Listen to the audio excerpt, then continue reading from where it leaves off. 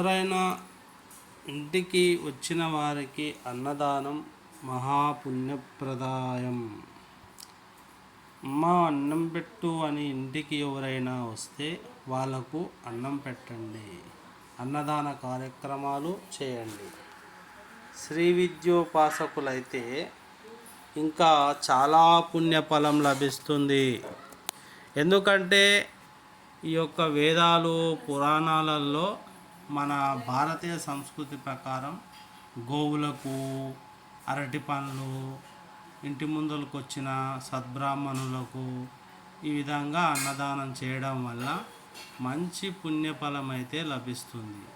మీ యొక్క పాపరాశి అయితే ధ్వంసం అయిపోతుంది అని మనము చెప్పగలం. అంటే మీకు మంచి కాలం వచ్చిందని అర్థం.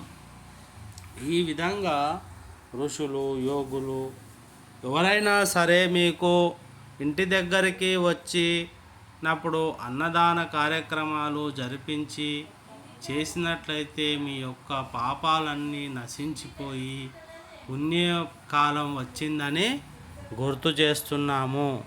ఈ యొక్క పుణ్యకాలము చాలా శుభప్రదమైనది. కాబట్టి మీరు వెంటనే అన్నదాన కార్యక్రమాలు వస్తే అపమృత్యు దోషాలు పోయి సుఖము, శాంతి మరియు సంతాన ప్రాప్తి మరియు ఇంట్లో అష్ట ఐశ్వర్యములు కలుగుతాయి.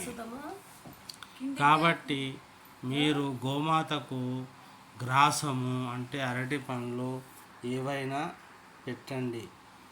ఈ అన్నదాన కార్యక్రమం చాలా శుభప్రదం, శుభాది శుభాలు చేకూరుస్తాయని మీకు తెలియజేస్తున్నాను. ముందుగా నా ఛానల్ ఎవరైనా చూస్తున్నట్టే తెలంగాణ బీఆర్ఎస్ టెక్ సబ్స్క్రైబ్ మాత్రం చేసుకోండి.